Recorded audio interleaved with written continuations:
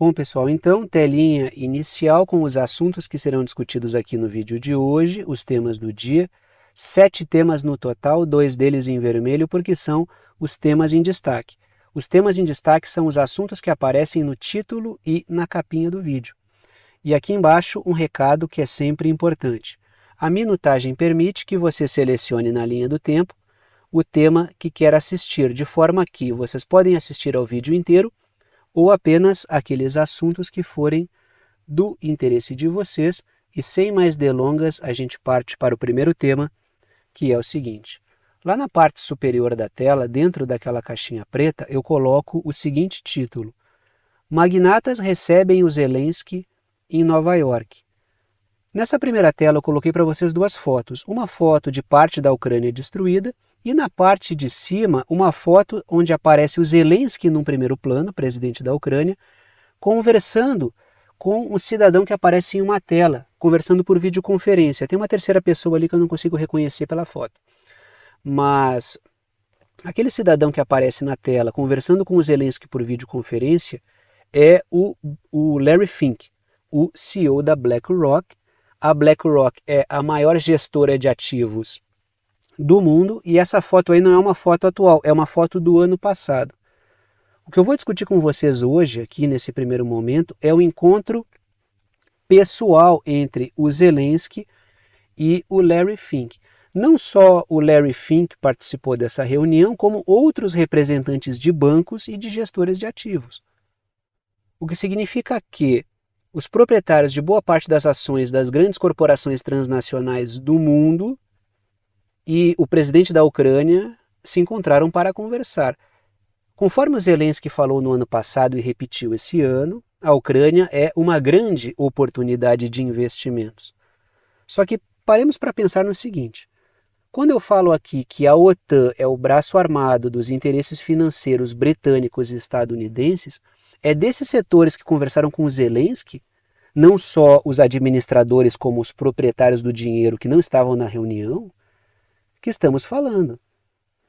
São esses setores que são as oligarquias financeiras transnacionais de quem tanto falamos aqui. Não só os administradores.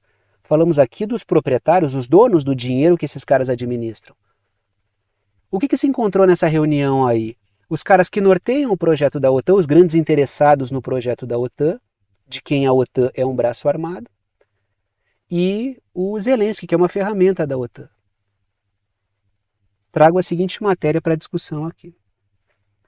Zelensky, da Ucrânia, diz que conheceu os principais empresários durante uma visita aos Estados Unidos, que foi a visita do Zelensky por causa da Assembleia Geral da ONU. Em boa medida, isso vai explicar algumas decisões que foram tomadas nos últimos dias. Vamos falar um pouco a respeito disso. Trago aí 2 pontos e começo pelas letrinhas vermelhas. O Zelensky disse que se reuniu com o CEO da BlackRock, repito, maior gestora de ativos do mundo, e com outros magnatas nos Estados Unidos, outros banqueiros, gestores de ativos, pessoas que administram a riqueza de pessoas muito poderosas. Segundo ponto, ele disse que eles reafirmaram, ou seja, o Zelensky disse que esses setores reafirmaram o seu compromisso de reconstruir a Ucrânia após serem os setores que mais ganharam com a destruição da Ucrânia. Por isso que o encontro do Zelensky com esses caras é emblemático. Por isso que a gente vê um apoio quando a gente vê a conduta da mídia corporativa, basicamente a mídia corporativa é o setor de comunicação desses setores aí, desses setores financeiros. Por isso que a gente vê a mídia num grande apoio ao Zelensky. Quando a gente vê de quem o Zelensky é um funcionário informal, a gente entende qual é o projeto que se desenrola na Ucrânia. Esses caras ganham dinheiro, não é ganharam e ganham dinheiro armando a Ucrânia, não só a Ucrânia como para outros lugares onde essas armas vão, porque são as pessoas que administram e têm ações da indústria de armas dos Estados Unidos. Se vocês forem fazer uma pesquisa, pesquisem a composição acionária de boa parte das empresas transnacionais britânicas e estadunidenses, e não só desses países, que vocês vão encontrar os mesmos gestores de ativos, os mesmos grandes bancos. São os mesmos proprietários, são as mesmas pessoas que dão as cartas. E vocês vão perceber que, em boa medida, essas empresas estão capitalizando em cima da crise. Crise, em boa medida, alimentada pelo conflito na Ucrânia. Por isso a Ucrânia é tão importante. Não só uma ferramenta contra, ou uma tentativa de desestabilizar a Rússia, uma ferramenta contra a Rússia, como também uma ferramenta que produz uma crise em cima da qual esses setores ganham muito dinheiro. Crise não é para todo mundo, crise é para alguns, para setores produtivos, classes médias e trabalhadoras. Para a parte de cima da pirâmide, não, as coisas vão muito bem, obrigado. Tanto é que se existe a percepção, e existem dados que indicam que os mais ricos ficaram mais ricos ainda, e os mais pobres ficaram, as classes médias e trabalhadoras, não precisa nem chegar nos mais pobres e pessoas que estão morrendo de fome, para identificar que houve um empobrecimento dos setores produtivos. Isso significa uma transferência de renda de baixo para cima. Esses caras ganharam com a crise e nós todos perdemos com a crise. É por isso que é importante ter uma consciência a respeito disso, porque não são só assim, as pessoas no desespero econômico, ultra empobrecidas, que sofrem com esse tipo de maquinaria. Classes médias e trabalhadoras sofrem com isso. Empresas grandes, mas que não fazem parte desses círculos, aí também sofrem com isso. A formação de uma consciência de que tem gente ganhando, enquanto tem muita gente, a ampla maioria da sociedade, perdendo, é importante para a formação de uma certa estratégia de luta contra isso aí. Continuamos nesse assunto, mais uma imagem da Ucrânia destruída, porque é o negócio que o Zelensky está oferecendo. Acredito eu que ele leva um PowerPoint lá para apresentar para os caras com essas imagens. Olha aqui, aqui vocês podem ganhar tanto de dinheiro, aqui vocês podem ganhar tanto de dinheiro. Daí você pergunta, de onde é que vem esse dinheiro? Vamos continuar falando sobre isso aí. 3 pontos começam pelas letrinhas azuis. Os magnatas ganharão dinheiro do povo ucraniano, que continua lá tentando produzir, e dos contribuintes dos países membros da OTAN. Por quê? Porque a Ucrânia, para conseguir se reconstruir, ela terá que ser ajudada.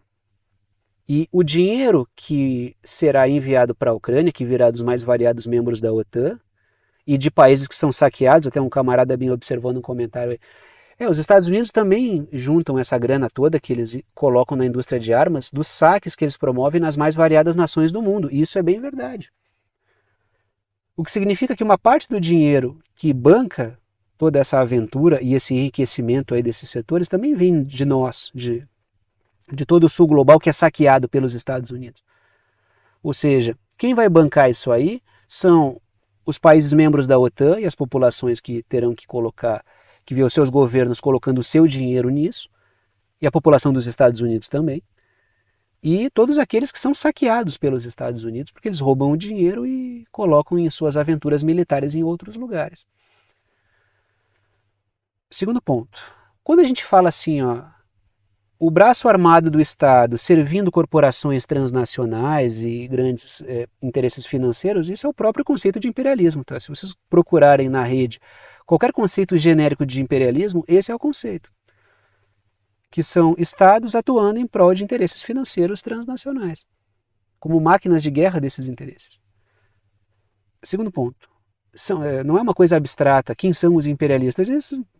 Eles são muito claros, são visíveis, tem logotipos, tem nome, tem CPFs, não é uma entidade que não existe, ficou falando abstratamente, não, essas figuras têm nome, têm sobrenome, tem corporações, tem ações, investem aqui e ali, tem seus representantes que também têm nome, como é o caso do Zelensky. Segundo ponto, são esses mesmos magnatas que capitalizam sobre a crise e justamente por isso bancam o prolongamento do conflito e da crise relacionada ao conflito. Ou seja, por que acabar com um conflito que me traz oportunidades, não só de ganho com a venda de armas, como também me traz oportunidades pós-conflito. Quanto mais a Ucrânia ficar destruída, tanto melhor, porque assim há a possibilidade da reconstrução.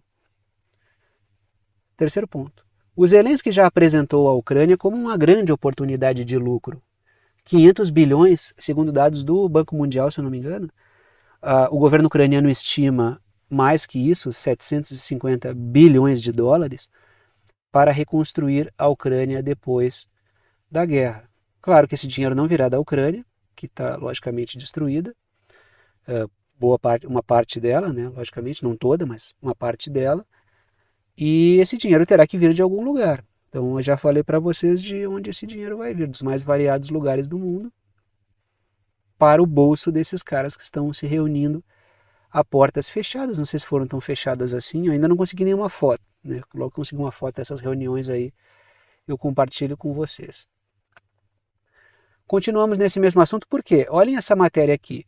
O Kevin McCarthy, que é o líder do Congresso nos Estados Unidos, ele reverte uma decisão sobre a ajuda da Ucrânia, enquanto o Partido Republicano luta contra as contas de financiamento. A matéria continua. A trilha de volta ocorre quando os republicanos tentam aumentar os votos para avançar após 2 contratempos. O que aconteceu com Kevin McCarthy? Antes dele se tornar chefe do Congresso, líder do Congresso, ele era um crítico do, entre aspas, cheque em branco que os Estados Unidos davam ao governo Zelensky.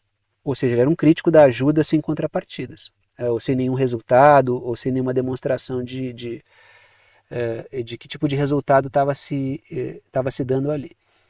Quando ele virou chefe do Congresso, ele mudou o discurso. Ele passou a ser um entusiasta do apoio à Ucrânia. Só que conforme a imagem do Zelensky foi se decompondo, ele também foi mudando de conduta. É um político, alguém bem observou, é um político fisiológico, como boa parte dos políticos são. Eles estabelecem o seu discurso e a sua conduta conforme pesquisas de opinião. Então ele age da forma como as pessoas gostariam que publicamente ele agisse, não quer dizer que ele vai fazer o que a população quer. Se o político baseasse a sua conduta naquilo que a população realmente quer, o político seria realmente um representante. E as democracias as ditas democracias liberais, não estariam vivendo a chamada crise de representatividade. O que a gente mais escuta em democracias ditas representativas é o termo "não me representa". Então, o político ele emula aquilo que supostamente e publicamente parece que a sociedade gostaria de ouvir ou de ver. Só que ele é motivado por isso, por quê? Porque existe uma opinião desfavorável, existe uma decomposição da imagem do Zelensky. Só que do outro lado tem uma pressão contrária desses setores financeiros que eu falei para vocês. Então o McCarthy precisa parecer um inimigo da causa da Ucrânia, porque opiniões apontam para uma decomposição do apoio à Ucrânia por parte dos Estados Unidos, enquanto por outro ele precisa apoiar, porque são setores que bancam os políticos no poder. Isso é um resumo dos políticos. São caras que se apresentam como quem governa para baixo, mas na verdade defendem os interesses do de cima. Boa parte dos políticos são, na base, isso. Continuamos ali, tá? Então, só para mostrar como o McCarthy mudou, né? Ele muda por quê? Porque, logicamente, ele vai apresentar como uma certa resistência em público, mas ele vai acabar liberando por quê? Porque há uma carga enorme para que o conflito continue. Porque tem gente ganhando com isso. Trago 3 pontos, começo pelas letrinhas azuis. Embora a sociedade não veja com bons olhos a continuidade do apoio, existe a pressão dos grandes magnatas no sentido contrário. Então o político ele fica se equilibrando pratos, porque ele precisa do voto de um, para quem supostamente ele vai governar, mas para governar para os outros. Só que os donos do dinheiro não têm tanto voto assim. Eles podem comprar voto, podem fazer sua pressão, podem trabalhar na mídia, mas a sociedade precisa concordar de maneira muitas vezes ludibriada com isso. Então há esse equilíbrio de pratos. Na verdade, isso que eu estou apresentando para vocês aí de interesses financeiros transnacionais, o Estado, a máquina de guerra do Estado sendo um braço disso aí, e as guerras tendo um efeito de geração de lucro para muita gente, não é nada novo. Tem algumas pessoas aqui que às vezes vêm me xingar, mas essa tua visão de mundo é toda enviesada, não defende certos cânones tradicionais. Pô, é tudo tradicional, isso aí tá todo mundo cansado de saber que a história funciona desse jeito. É só porque eu não uso uma certa terminologia que as pessoas esperam, um certo conjunto de conceitos, mas estou apresentando as coisas que são coisas que estão aí batidas há muito tempo. O imperialismo, não precisa ficar usando o termo imperialismo toda hora, mas é tecnicamente isso. Algumas pessoas têm utilizado o termo globalismo, que não é a mesma coisa, para chamar isso, mas eu acho que é outra. Globalismo, já falei várias vezes, é outra coisa. Existe aí se fossem iguais, não seriam conceitos diferentes. Mas as pessoas elas vão trazendo um olhar sobre isso, né? E são agentes que muitos desses aí são os mesmos que estavam ganhando em outras guerras, entendeu? De famílias que já ganharam em outras guerras. Segundo ponto, os que ganham vendendo armas são os mesmos que ganharão para reconstruir a Ucrânia. Ganham na destruição e ganham na reconstrução. Opa, terceiro ponto, foi uma reunião fechada com esses setores lá na situação pré-2019 que fez do Biden o presidenciável escolhido. E quando vocês vão observar as grandes redes sociais e a grande mídia, sobretudo as grandes, as duas, né? Vocês percebem que os proprietários da mídia e das grandes redes, das empresas de tecnologia proprietárias das redes, as ações são administradas por esses grandes gestores de ativos, que são basicamente os mesmos. Em algum momento de 2019, ou numa situação pré-eleitoral, houve um acordo foi fechado, tanto é que o próprio comportamento das redes sociais demonstra isso. O Trump, do cara que fazia do Twitter a sua rede, e de um cara que era alavancado no Facebook, ele passou a ser maldito nessas redes. O que significa que em algum momento houve essa conversa que fechou em torno do Biden e não mais do Donald Trump. Porque o Trump não é odiado nas redes desde sempre. As mesmas redes sociais que hoje demonizam o Trump, antes alavancavam. O Twitter, lembrem, era um diário do Donald Trump.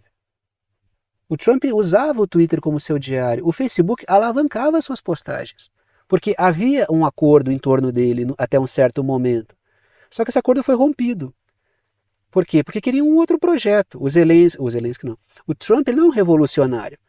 O Trump é um agente do sistema, mas que gera muito problema, muito ruído, muito barulho. Aí se optou o quê? Por um outro projeto, com uma outra cara.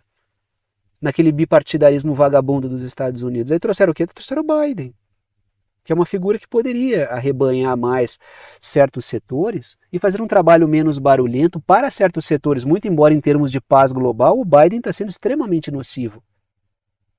Para aquela figura que era apresentada como a luz contra a escuridão, né?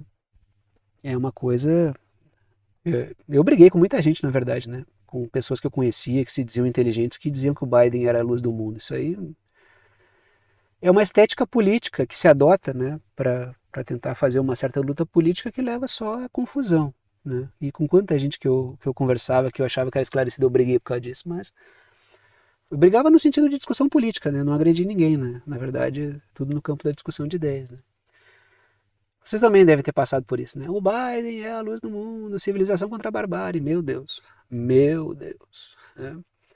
Segundo assunto do dia, então, tá? Segundo assunto do dia é os Estados Unidos fortalecendo um rival histórico dos Estados Unidos, um rival histórico seu, por medo do crescimento da China. Ou seja, a história ela faz as suas voltas, já falei aqui sobre várias voltas que a história dá, como por exemplo o Kuomintang em Taiwan, tendo como aliado o Partido Comunista Chinês. Para quem conhece a história ali da Revolução Chinesa, sabe que isso é um fato de mudança da história, realmente, né? E agora a gente vê o que aí? Os Estados Unidos fortalecendo com armas o Vietnã. E o Vietnã num flerte muito perigoso, mas claro, o Vietnã sabe muito bem com quem está lidando. Ah, o Vietnã não sabe com quem está lidando. Claro que o Vietnã, se tem alguém que conhece na pele toda a crueldade e toda a brutalidade dos Estados Unidos, é o Vietnã. Viveu isso no passado e tem chagas abertas até o presente. É um passado recente. O Vietnã sabe quem são os Estados Unidos, sabe muito bem quem são os Estados Unidos. Até hoje o Vietnã tem inúmeros processos contra os Estados Unidos por causa de todas as atrocidades que foram feitas e que continuam lá. Destruição das possibilidades de vida de gerações com o uso de todo tipo de armamento desumano. O Vietnã sabe com quem está lidando. O Vietnã tenta surfar uma onda. É verdade, uma onda muito perigosa, tomando cuidado para não ser usado de prancha, mas está tentando surfar uma onda. Por quê? Porque o Vietnã também tem seus problemas históricos com a China. Na história recente, o que ficou marcado é a Guerra do Vietnã, que é o evento do qual estamos falando. Mas o Vietnã tem suas questões com a China também. Então o Vietnã faz um jogo de dialoga com a China, com algumas ressalvas, dialoga com os Estados Unidos com algumas ressalvas e flerta bacana militarmente com a Rússia, que é um aliado militar do Vietnã há muito tempo. Trago aí a seguinte matéria da Reuters. Exclusivo, Biden ajuda nas negociações com o Vietnã para um acordo de armas que poderia irritar a China. Né? Então, é um acordo militar, o maior acordo, se isso for realmente concretizado, será o maior envio de armas dos Estados Unidos para o Vietnã. Envio, na verdade, são negociações. O Vietnã tem um projeto de fortalecimento militar. Algum tempo atrás eu falei com vocês aqui sobre uma matéria dos Estados Unidos que vinha investigando contatos do Vietnã para conseguir estabelecer uma parceria militar forte, mais robusta ainda com a Rússia, porque tem um projeto militar bastante elaborado e audacioso. Agora a gente vê o quê? O Vietnã flertando forte com os Estados Unidos no campo militar. Se a gente volta algumas décadas atrás, isso seria inimaginável. Por isso que a história é tão interessante. Nenhuma ficção será tão criativa quanto é a história real. Trago ali 2 pontos, começo pelas letrinhas vermelhas. Os Estados Unidos estão fechando um acordo para uma grande transferência de armas para o Vietnã. Se concretizado, talvez, pelo que eu li, né, seria a maior transferência de armas dos Estados Unidos para o Vietnã. Segundo ponto. O Vietnã explora o atrito entre China e Estados Unidos para ganhar força regional. Porque o Vietnã, conforme eu coloquei no mapa ali, é vizinho da China. Então explora, vai na China, né? Tô flertando com os Estados Unidos, o que eu ganho aqui? Vai nos Estados Unidos, tô flertando com a China, o que eu ganho ali? Só que, claro, o histórico de atritos entre China e Vietnã é muito antigo, né? Muito antigo mesmo, né? E o atrito com os Estados Unidos também é um atrito histórico, não tão antigo quanto da China, até pela vizinhança, mas é o seu atrito. Então o Vietnã faz o jogo. Quando a gente fala de multipolaridade e da dificuldade que é fazer aquela separação clube do Bolinha contra clube da Luluzinha, algo ao estilo Guerra Fria, é disso que estamos falando. A coisa ela é muito mais sutil. Sempre existem essas questões que quem tentar levar isso, agora esse é o traidor, aquele é o traidor, esse traiu a causa, vai acabar ficando muito angustiado. Na verdade, para mim, uma das grandes fontes de angústia das pessoas é não conseguir entender o que está acontecendo. Eu percebo bastante isso. Quando eu não consigo entender qual é o jogo, eu fico muito angustiado. Até que a gente encontra assim, o fio da meada, a gente fica meio angustiado, né? Fica muito errático no posicionamento político. E eu percebo que o esclarecimento, e nesse sentido aí, eu já falei para vocês, existe algum resquício de iluminismo em mim. Nesse sentido, há um belo, né, essa questão do esclarecimento como fonte de paz espiritual, né? Entender o mundo como ele é, e aí tem a levada do materialismo nisso, né? Entender o mundo tal como ele é nos permite intervir de maneira mais eficaz no mundo. E eu percebo que existe um grande sofrimento quando a gente não entende os jogos. E eu percebo que essa visão Guerra Fria acaba sendo uma fonte de angústia para quem tenta enquadrar tudo naquele modelo ali. Aí quando as coisas começam a não fazer sentido, começa a haver muita frustração. Deixa eu continuar aqui, Tá aí o Biden no Vietnã, né, a visita dele recente, e trago 3 pontos, começo pelas letrinhas azuis. Os Estados Unidos exploram os atritos entre China e Vietnã, históricos e também recentes no Mar da China Meridional, para tentar dividir a região, flerta com o Sudeste Asiático. Os Estados Unidos flerta forte com o Sudeste Asiático, que já disse, não queremos aqui a lógica do nós ou eles. A gente negocia com os Estados Unidos o que a gente acha que deve e negocia com a China o que a gente acha que deve, numa lógica multipolar, que na verdade é uma lógica pragmática. Se a hegemonia da OTAN está fazendo água, é esse tipo de sociedade de geopolítica que emerge, porque os países conseguem mais buscar os seus interesses. Segundo ponto, letrinhas vermelhas. Os Estados Unidos também tentam afastar o Vietnã da sua parceria militar e histórica com a Rússia, porque o Vietnã tem um grande projeto de modernização militar. E a Rússia estaria aí num projeto bem grande com o Vietnã, que foi denunciado porque, logicamente, os Estados Unidos não querem pela mídia dos Estados Unidos. Acho que foi uma matéria do The New York Times, não me recordo.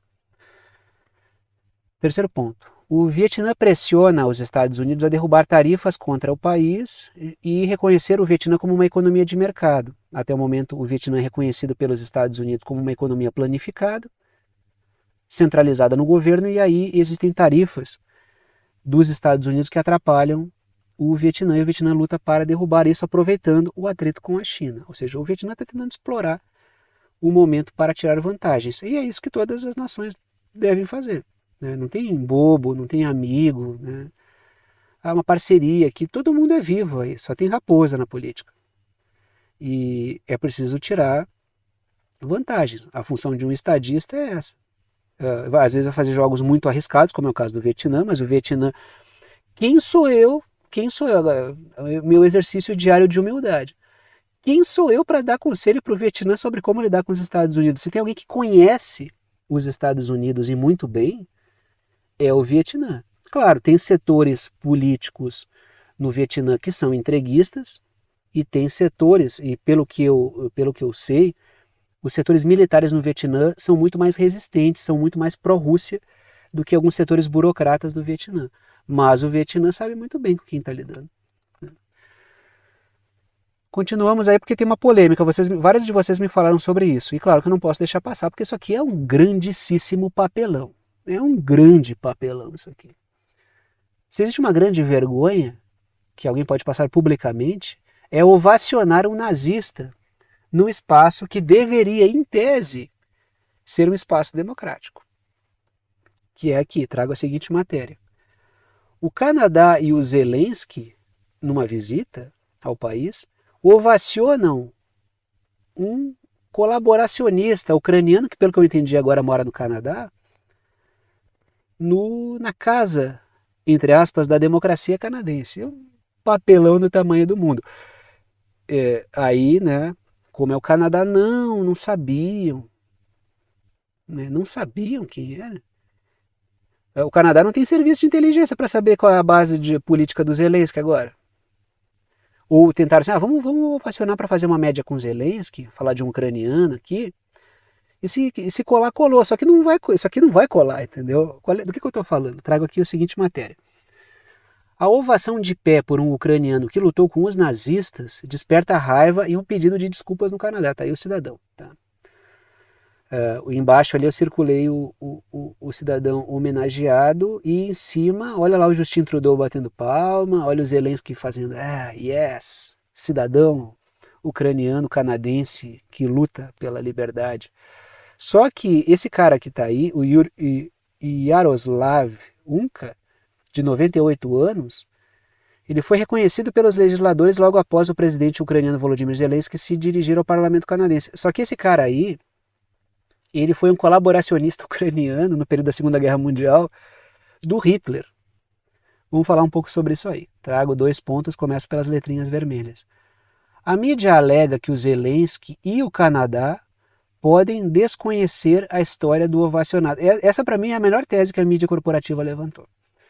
Será que o Zelensky e o Trudeau não sabiam? Não, o Zelensky não sabe. O Zelensky participou de evento neonazi na Ucrânia. Lembrando que o Zelensky é judeu. Tá? Então, o Zelensky ele participou de eventos com neonazistas, em festivais neonazistas na Ucrânia. Não é nem neonazistas, são nazistas. Porque esses caras são ligados com esses mesmos setores que colaboraram com o nazismo lá na Ucrânia. Esses caras têm cânticos, têm símbolos, têm fraseologia nazista.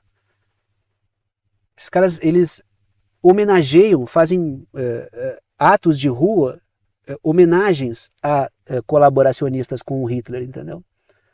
Dizer que o Zelensky não sabia de que se tratava, a mídia tira todo mundo para besta mesmo, né? E claro, ela se baseia no fato de que muita gente não conhece o Zelensky e não sabe de onde é que o Zelensky vem. O Zelensky, ele é um cara que ele foi embalado por esses setores aí como político. Segundo ponto. O ovacionado era membro da Waffen-SS, que é o braço militar da SS na Alemanha hitlerista. Existem setores políticos na Ucrânia que defendem pureza racial ucraniana, seja lá o que isso signifique. Então, ninguém está falando aqui que o Zelensky não sabe de quem se trata, entendeu? O Justin Trudeau, eu duvido que o Canadá também não saiba quem é que está homenageando. Só se for assim, ó, é preciso supor uma estupidez tão grande, eu não consigo acreditar nisso, entendeu? Eu não consigo acreditar nesse tipo de coisa. Às vezes é algo que eu não coloco no cálculo e me surpreende, porque eu não consigo colocar tanta estupidez no cálculo de uma equação política com pessoas que supostamente deveriam ser no mínimo malandras. Mas muitas vezes eu me engano por isso. Eu suponho mais inteligência do que na verdade os políticos têm e acabo não conseguindo acertar. Quando a gente não coloca a dosimetria certa na nossa avaliação, assim como nas ciências mais duras, a gente erra o cálculo humano. E se tem uma coisa que sempre faz eu errar é que eu não consigo colocar no cálculo o tamanho da estupidez de certos políticos. Em várias avaliações que eu fiz sobre a política do Brasil, eu errei muito por causa disso. Eu não imaginava que tivesse tanta gente tão burra quanto tem na política. E às vezes eu pensava até que era uma estratégia, de tanta burrice que era. Mas às vezes é burrice mesmo. Mas vamos ver, eu não sei, né? Mas eu não quero acreditar que tu vai ovacionar qualquer pessoa a fazer uma pesquisa de 15 minutos para saber quem é que está homenageando. Mas claro, né? Homenagear publicamente, porque boa parte dos nazistas vazaram da Alemanha e foram absorvidos pela burocracia europeia, pela burocracia dos Estados Unidos. Muitos fugiram para outros lugares, até para a América do Sul, aqui teve bastante gente que fugiu, e foram absorvidos, né, pelas máquinas burocráticas. Os métodos nazistas continuam em boa parte na comunicação no mundo inteiro. Aí, né? Trago 3 pontos, começo pelas letrinhas, continuamos no mesmo assunto, tá? Aí eu coloquei um mapinha em cima atual e um mapinha do período da Segunda Guerra Mundial. Eu datei ali em 1943, para vocês terem uma ideia ali de como é que a Ucrânia estava naquela bagunça da Segunda Guerra Mundial. Em cima o mapa atual, né, o mapa não tão atual, já que não está atualizado ainda para as regiões que hoje fazem parte da Rússia, mas diga-se de passagem, eu não sei se vocês perceberam, mas esse mapinha histórico aqui, ó, ele não é tão para a OTAN assim, porque ele já colocou a Crimeia na Rússia. Então, ó, o mapa histórico ele já está mais atualizado. Mas a Ucrânia também vai mudar o mapa. Mas só observando mais ou menos onde a Ucrânia se encontra, dei uma olhada no contexto da Segunda Guerra Mundial. Eu tentei fazer um recorte ali sem mudar muito as regiões no mapa. Vocês vão perceber o quê? Que tem como é que estava a Ucrânia na Segunda Guerra, para ver como é que esse cara atuou aí, né? Trago 3 pontos, começo pelas letrinhas azuis. Setores judaicos criticaram fortemente o episódio, por motivos óbvios que eu nem preciso comentar porquê, né? O episódio dos aplausos ao nazista, levando a repercussão na mídia. Lógico, é evidente que a mídia... Isso não passaria pelos setores judaicos e isso não passaria pela mídia, né? Ou por setores da mídia. Segundo ponto, a base política do Zelensky, que são as forças pós-Euromaidan, que deram um golpe na Ucrânia e bagunçaram politicamente a Ucrânia, a base política do Zelensky é composta por grupos nazis saudosos do período do colaboracionismo com Hitler, anti-Rússia. Tanto é que quando a Rússia fala em desnazificar a Ucrânia, isso não é uma mera fraseologia, discurso e narrativa. A Ucrânia tem nazi no poder. Porque, claro, neonazi tem em tudo que é lugar do mundo. Agora, a Ucrânia tem isso como na máquina burocrática. O batalhão de Azov dominava regiões na Ucrânia. Terceiro ponto. Foi a violência desses grupos nazi na Ucrânia que levou regiões ucranianas a buscarem se separar da Ucrânia e aderir à Rússia. Por quê? Porque são etnicamente russas e esses caras são anti-Rússia. Diga-se de passagem, a aposta no Hitler, por setores financeiros, inclusive britânicos e estadunidenses, a aposta no Hitler é porque ele era o adversário possível do Stalin no contexto da Segunda Guerra Mundial. Depois é que o cachorro ficou louco, cresceu demais e mordeu a mão do dono. Mas essa coisa do sentimento anti-Rússia, ela alimenta muito o fascismo. Assim como os Estados Unidos bancaram esses caras que estão no poder, sabendo quem eles são. Ninguém aí é inocente. Continuamos na Europa ali porque aconteceu uma coisa que estava no projeto dos Estados Unidos. Infelizmente para a Europa. Infelizmente, tem algumas pessoas que acompanham o canal que moram na Europa, infelizmente para a Europa aqui, né? União Europeia é dependente do gás dos Estados Unidos. Trago a seguinte matéria do Financial Times. O principal funcionário da energia da União Europeia diz que o gás dos Estados Unidos será necessário por décadas. A matéria continua. O bloco terá uma necessidade de energia americana, diz o Hugh Jorgensen, né, que é esse funcionário de energia da União Europeia. E trago ali um mapinha de um gasoduto importante, que seriam as linhas do norte. Não é exatamente onde passa, só para vocês terem uma ideia, tá? Não vou lembrar de cabeça, só fiz um risquinho ali para mostrar que as linhas do Nord Stream 1 e 2, que são as linhas de um gasoduto que sai da Rússia e vão até a Alemanha, só para saberem que passa pelo Mar Báltico ali. E essas linhas foram prejudicadas por causa do projeto dos Estados Unidos de cortar a parceria Rússia-Europa, tirar a centralidade da Alemanha, que seria um ponto que seria de chegada de gás na Europa. Isso valoriza a Rússia, valoriza a Alemanha. Então, historicamente, existe um movimento das oligarquias britânicas e estadunidenses para sabotar a Alemanha em sua parceria com a Rússia. Isso também não é nada novo.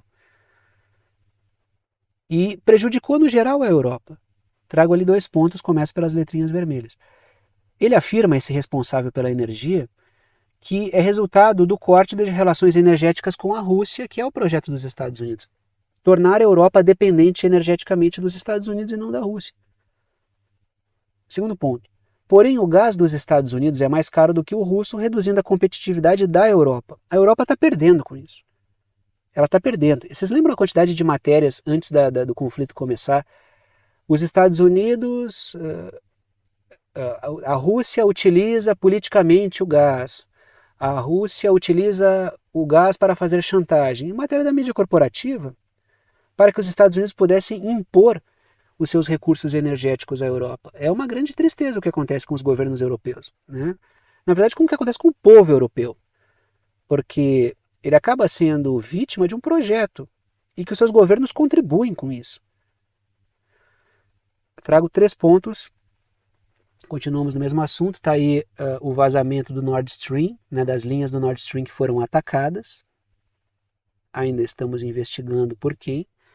Mas existe uma tese do Seymour Hersh, que é um jornalista dos Estados Unidos, que levanta a ideia de que isso foi promovido pela Marinha, por mergulhadores dos Estados Unidos, da Marinha dos Estados Unidos, num exercício da OTAN, né, com participação da Noruega nesse evento aí. Letrinhas azuis. Os Estados Unidos atuaram para boicotar atentado? Sim, não, ainda não se sabe. Trabalharam para boicotar o Nord Stream 1 e 2, mesmo antes do atentado. O Nord Stream 2 foi boicotado, teve o episódio lá das turbinas que estavam que isso envolvia o Canadá também, que não foram enviadas, não teve manutenção e acabou sabotando o Nord Stream 1 que funcionava. E o Nord Stream 2, que foi concluído, nem começou a operar, porque os Estados Unidos impediram o funcionamento. Abrindo mercado para o seu nada ambiental gás de xisto, que revela o falso ambientalismo dos Estados Unidos. Ah, mas o problema é o gás, o carbono. Tá, mas o gás de xisto não... É o que eu falei, né? Tem a tabela periódica, tem os gases nobres e os gases russos. Os gases russos são os gases proibidos. Então, que diabo o gás russo, a questão do carbono? Bom, o gás de xisto também tem. E a exploração do gás de xisto, pesquisem aí. O impacto ambiental da exploração do gás de xisto. Vocês vão ver que é altamente destrutivo. Então é um ambientalismo, né? Ambientalismo a lagosto transnacional, né? Segundo ponto. O Nord Stream 1 foi boicotado e o Nord Stream 2 sequer começou a operar com a Alemanha, que é o que eu comentei com vocês. Terceiro ponto. O Nord Stream 2 permitiria prescindir da Polônia e da Ucrânia como ponto de passagem de gás. Justamente por isso Polônia e Ucrânia atuaram junto com os Estados Unidos para sabotar o gás russo na Europa. Muito embora isso também seja um tiro no pé para a Polônia. Mas o Nord Stream 2 contornaria e tornaria menos necessária a Ucrânia e a Polônia como ponto de passagem de gás. E aí Polônia e Ucrânia, logicamente, vão apoiar uma sabotagem à Rússia por isso. A Alemanha ganharia mais centralidade e Polônia e Ucrânia perderiam. E aí ambas se aliaram aos Estados Unidos para sabotar o gás russo. Muito embora o gás que passa pela Polônia e pela Ucrânia seja russo, né? Continuamos a falar de Rússia e da sua relação com a OTAN. Por quê? Porque o Ministério das Relações Exteriores da Rússia anunciou que a Rússia retira-se do Conselho Euroártico de Barents. O Barents é o Mar de Barents, tá? Depois eu trago uma foto para vocês ali, uma imagem que mostra onde é que fica o Mar de Barents. Deixa eu botar a foto antes, né, para vocês já discutirem o assunto já sabendo do que se trata. Tá aí o Mar de Barents, tá? que é uma discussão que envolve uma parceria científica para atuação humana, uso para estudo de questão climática, ambiental. Essa parceria é importante. Também promove um espaço de diálogo importante entre nações que estão num momento complicado das suas relações diplomáticas. Só que a Rússia saiu por quê? Trago ali 2 pontos sobre isso. Está aí o Sergei Lavrov, que é o responsável pelas relações exteriores da Rússia. Começo pelas letrinhas vermelhas. O Ministério das Relações Exteriores da Rússia diz que a medida de retirar-se do Conselho Euroártico de Barents é uma resposta aos membros ocidentais, pela forma como eles têm atuado. E quem são os membros atuais do Conselho Euroártico do Mar de Barents? É a Rússia, a Islândia, a Finlândia, a Noruega, a Suécia, a Dinamarca e a Comunidade Europeia. Tá? São os membros. Aí no mapinha eu pintei toda essa galera, só não pintei a Comunidade Europeia, tá? Porque senão ia ficar muito pintado esse mapa aí. Mas a Comunidade Europeia, ela não foi pintada. Foi pintado os países individuais que participam aí, tá? Mas coloquem a Comunidade Europeia mentalmente também aí. E o xizinho fica ali no Mar de Barents, tá? Continuamos. Ponto de discórdia. Letrinhas vermelhas. A Rússia deveria assumir em outubro a presidência rotativa do Conselho qual é o nome? Euroártico, né? Deixa eu voltar aqui. Euroártico do Mar de Barents, tá? Perdoe que eu não gosto de dar os termos errados. A Rússia deveria assumir em outubro a presidência rotativa do Conselho, mas a Finlândia tem se recusado a transferir a função. Lembrando que a Finlândia é agora um membro da OTAN, agindo como mais OTAN, assim, chegou ontem, mas parece mais OTAN do que aqueles que estão há um tempão, né? Muitos daqueles que estão há um tempão. Isso também se reproduz em outro conselho, que esse envolve mais países da OTAN, que é o Conselho do Ártico. No Conselho do Ártico, a OTAN também tem evitado diálogos com a Rússia, o que revela o quê? Redução do diálogo, aumento da militarização. Recuo das parcerias Europa, OTAN, Rússia no Ártico, e está aí uma tomada do Ártico pelo Polo Norte. Tá? Quando a gente olha o mapa aberto, não dá uma ideia de como existe superfície de contato. Então, quando reduz a participação, o diálogo entre Rússia e membros da OTAN, aumenta a participação de outros membros. A Rússia chamou a China para dentro disso, e é um espaço importante que a China está ocupando.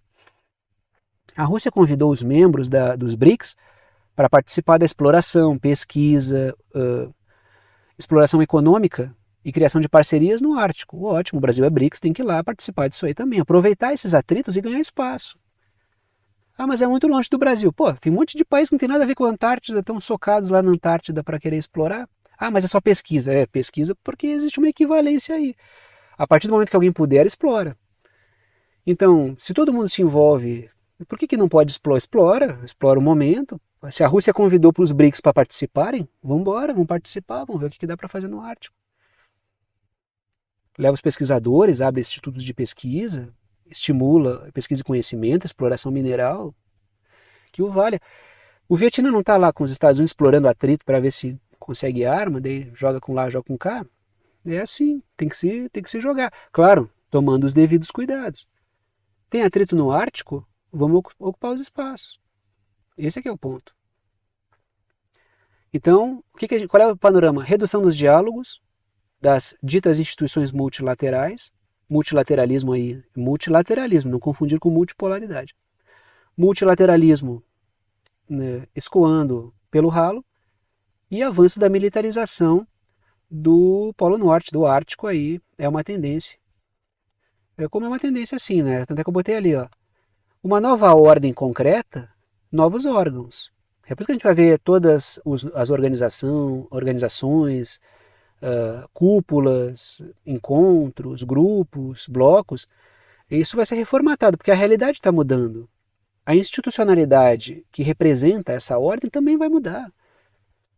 Tentar manter instituições por uma realidade que não existe mais é canetada, é papel que não tem força nenhuma, entendeu?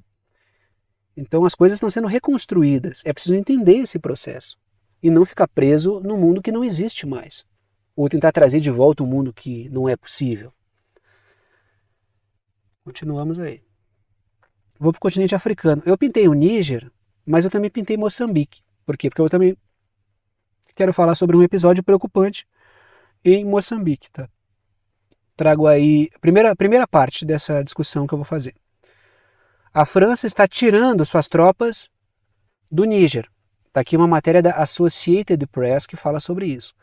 O presidente Macron diz que a França encerrará sua presença militar no Níger e chamará de volta o seu embaixador após o levante militar que aconteceu no Níger, que está pintado em laranja aí no mapa para vocês.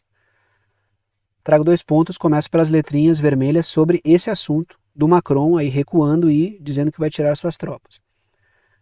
Letrinhas vermelhas. A junta militar que governa o Níger está exigindo a retirada militar francesa naquele episódio de perda do poder francês sobre ex-colônias, no que se chama aí de França-África, territórios historicamente colonizados pela França e nos quais a França ainda tem grande influência. Segundo ponto. A França tem 1.500 soldados no país, no Níger, enquanto os Estados Unidos têm 1.100 e mais uma base para drones. A pergunta é, e os militares dos Estados Unidos? Porque se eles não saírem, isso, assim, claro, isso quer dizer que a junta militar do Níger está com os Estados Unidos? Não, não quer dizer. Até porque a vida e a negociação com os militares do Níger por parte dos Estados Unidos não tem sido fácil.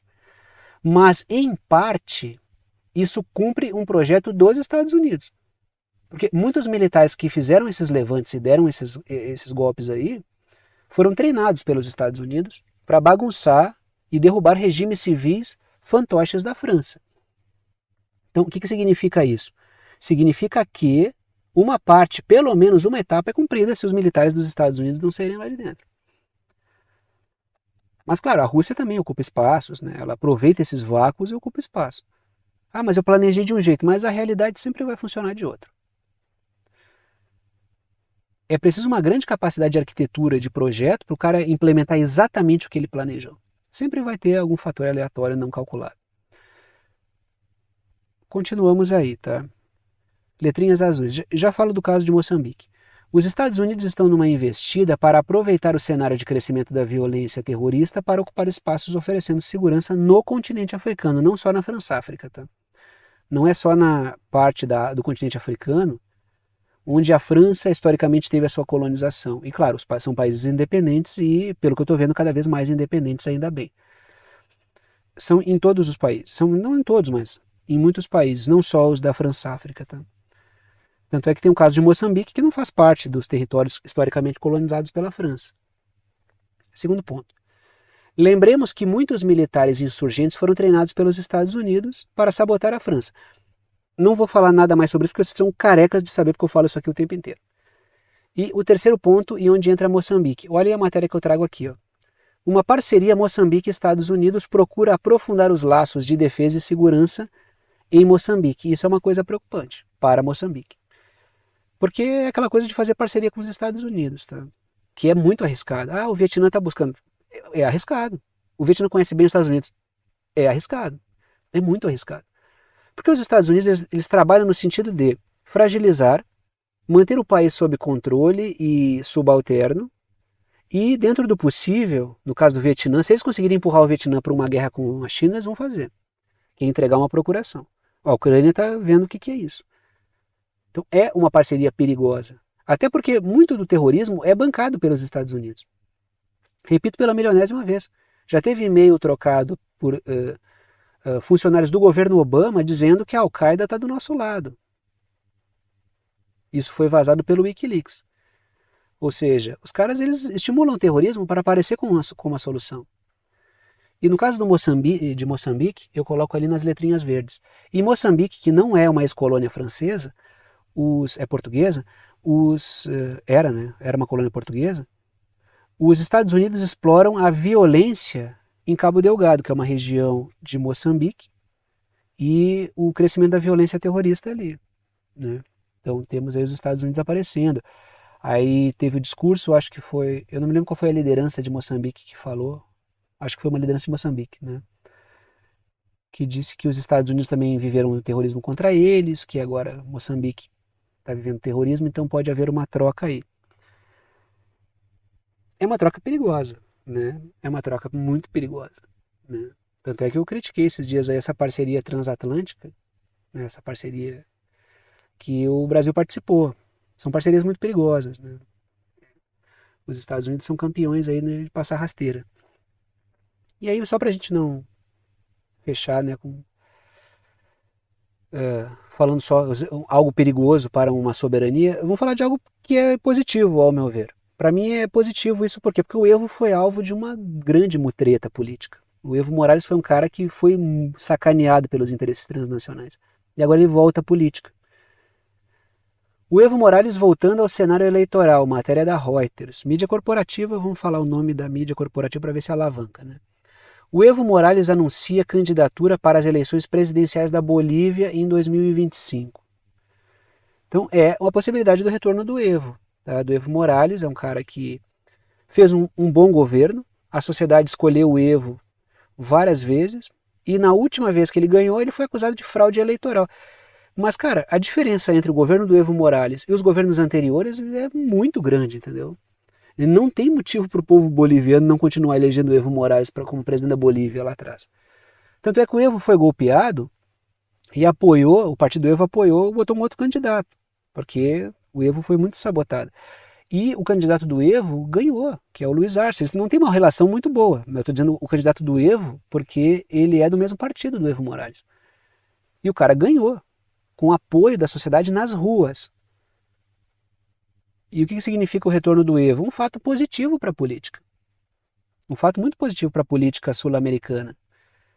Porque é a derrota de um golpe que ele sofreu efetivamente. O cara sofreu um golpe. Vocês vão pesquisar matérias, vai ter matérias em todas as mídias aí, corporativas, e até aquelas que se apresentam não corporativas. Ah, não foi um golpe porque foi fraude eleitoral, porque ele renunciou, ele não, isso é bobagem. O cara sofreu um golpe militar, o cara foi perseguido, familiares deles foram perseguidos, casas de familiares foram incendiadas, o cara teve que fugir do país para não ser assassinado, entendeu? Agora vem com essa de ele renunciou, nem vou falar. O cara foi perseguido. Os militares da Bolívia prestaram um desserviço ao país, pressionaram o Evo a fugir. Setores policiais na Bolívia que tentaram matar o cara. Foi um golpe transnacional. Naquele momento lá, o Elon Musk, né, falou, né, quando foi perguntado sobre e o golpe na Bolívia por causa do lítio, que tem a ver com os negócios dele, carro elétrico, bateria e lítio, disse, não, a gente golpeou mesmo e vai continuar golpeando. A gente golpeia quem a gente quiser, algo nessa linha, não me lembro exatamente o que ele falou. E foi um golpe transnacional que o cara sofreu por causa da questão do lítio e de outras questões várias que existiam ali. Então, o retorno dele é algo positivo. Trago aí 2 pontos, começa pelas letrinhas vermelhas. O Evo foi acusado de fraude eleitoral e pressionado a renunciar. Foi um golpe apoiado de fora contra ele. Segundo ponto. O Evo vinha buscando o uso soberano do lítio para a indústria boliviana. Isso é um crime para os interesses transnacionais. Que um país faça um uso soberano dos seus recursos para desenvolver a sua indústria e gerar riqueza para a sua sociedade. O Evo produziu um carro elétrico de marca popular. De marca não, a preços populares. Era a intenção do Evo. Isso é uma grande ofensa. Por quê? Porque o Evo não só se apresenta como um candidato popular, um cara que veio do sindicalismo cocaleiro, como também ele entra nessa capitalismo verde, aí, nessa era da energia renovável, aí, etc, etc. E apresenta um projeto popular, que não é o ambientalismo elitizado. Ou seja, ele feriu de morte vários princípios ali que muita gente leva em consideração. E que fazem parte de um certo projeto de setores financeiros. E ele foi apeado por isso e por outros vários motivos, que sempre foi buscar a soberania boliviana. E olha que o Evo é um cara moderado. Ou seja, o grande problema é desenvolver uma economia soberana. E o Evo foi penalizado por isso. Por tentar desenvolver uma economia soberana. E naquela época eu me lembro de várias pessoas que, inclusive, o Evo é um cara de esquerda moderada, não é um cara da esquerda radical. Eu vi pessoas na esquerda, infelizmente, dizendo que o Evo... Não, é que o Evo tentou prolongar. Eu vi formadores de opinião, não estou falando pessoas anônimas, estou falando formadores de opinião da esquerda. Dizendo que o erro do Evo foi tentar prolongar demais o mandato. O cara sofreu um golpe, velho. É tão bunda mole que não consegue nem contraditar os Estados Unidos? Pelo amor de Deus, né, cara? Desculpem aí, mas Naquela época o cara que me vinha com essa, vai merda, cara. Tá louco? O cara sofreu um golpe ali, meu. Tá defendendo o golpeador. É covarde, né? Perdoem aí, mas esse tipo de comportamento pelego me irrita bastante. Dito isso, vou parando por aqui. Momento final, momento de pedir o apoio aí financeiro para quem gosta do canal, para quem pode e quer apoiar o canal, para quem vê que o canal é importante na sua compreensão dos temas geopolíticos. Apenas as propagandas que aparecem, a receita das propagandas não mantém o canal. Se eu fosse depender apenas da receita das propagandas, seria muito difícil manter esse trabalho. O que mantém o trabalho aqui é o apoio de alguns de vocês que apoiam o canal, apoio pelo qual eu sou imensamente grato a vocês, porque é sinal de confiança no trabalho, fico muito grato. E as 3 formas de apoio estão aí e não estão em ordem de importância, tá? Todas as 3 formas são bem-vindas, está em ordem aleatória. Em todas as 3 formas de apoio, vocês apoiam com o valor que vocês quiserem. É uma ajuda solidária, ajuda quem pode, ajuda quem quer e ajuda com quanto quiser.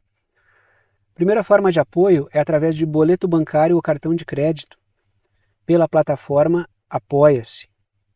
Está aí o endereço do Apoia-se, que é uma plataforma de apoio virtual, está aí o site do Apoia-se. É uma ajuda mensal através de boleto ou cartão. Segunda forma de apoio é por Pix. Está aí a chave Pix, que é uma chave de e-mail, que é pixverdadeconcreta@gmail.com. Tem gente que coloca o número do CPF, número do CNPJ, número do celular, do telefone como chave Pix. Eu coloco um e-mail.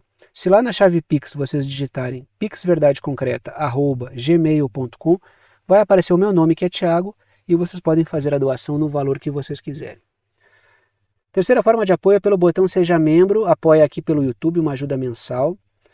O botão fica embaixo do vídeo, tem várias faixas de valor ali que vão do 8 ao 80, então vocês podem escolher ali com qual valor vocês vão ajudar. Repito, todas as 3 formas são bem-vindas. Repito também, sou grato a todos que apoiam o canal. Vou parando por aqui e tchau para vocês.